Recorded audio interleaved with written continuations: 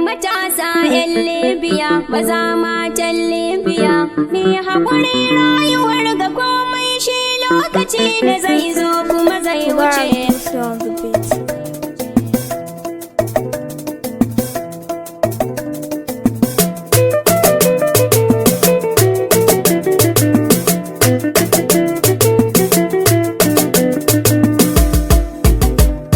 Matasa 'yan Libya, maza matan Libya, mai haƙuri rayuwar ga komai shi lokaci ne zai zo kuma zai fice. Matasa 'yan Libya, maza matan Libya, ku yi haƙuri rayuwar ga komai shi lokaci ne zai zo kuma zai wuce. Matasa 'yan Libya, maza matan Libya, ku yi haƙuri rayuwar ga komai shi lokaci ne zai zo kuma zai wuce. Allah sarki mai sama, sarkin ɗazu da anjima, Allah kai mini azama, ka ƙara mini hikima.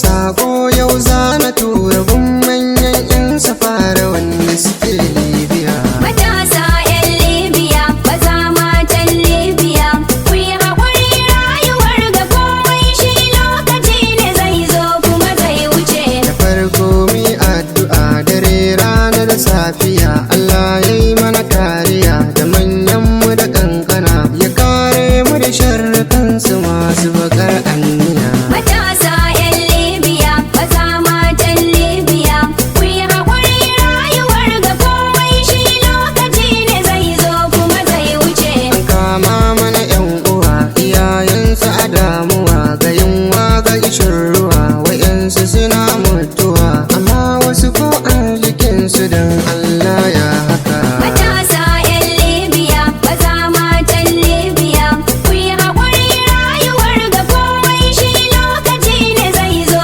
kuma zai wuce. Abin da ya ban tausayi, wasu ma mata da ciki, wasu ko yara kankana, wani an karya mai kafa, amma na san lokaci ne don wataran zai wuce. Matasa 'yan Libya, maza matan Libya, ku yi haƙuri rayuwar ga komai shi lokaci ne zai zo kuma zai wuce. Jama'a kokawa suke su